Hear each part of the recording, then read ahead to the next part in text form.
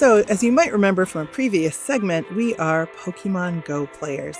And one day we came across a stop that said Lord Timothy Dexter for a gravesite. Lord Timothy Dexter. Now, first of all, we're in Newburyport, Massachusetts.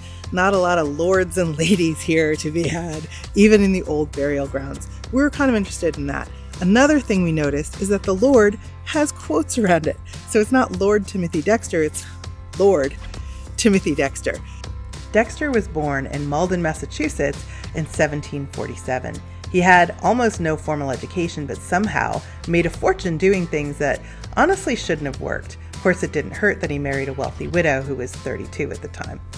He once shipped bed warmers, metal pans for warming beds, to the Caribbean where it's, hot. The locals used them as molasses ladles, and Dexter made bank, as the kids say. Another time, he cornered the market on worthless continental currency, which right after he bought it was honored by the government. So, result, rich again. The guy was basically Forrest Gumping his way into insane business success.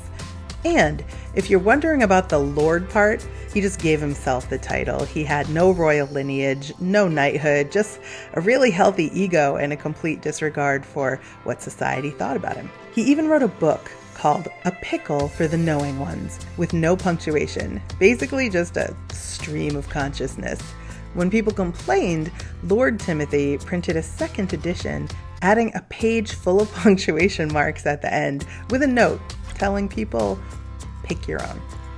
Yeah, it wasn't exactly a multi-volume set. It's pretty short, and it's, without the punctuation, you can get right through it pretty quick.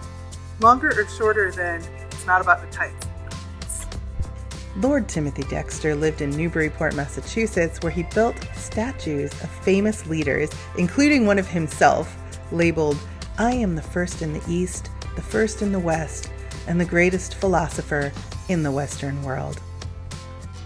Modest?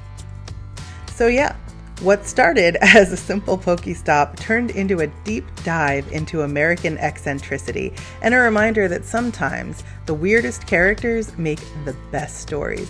If you're ever in Newburyport, drop a lure and maybe, leave a comma or two.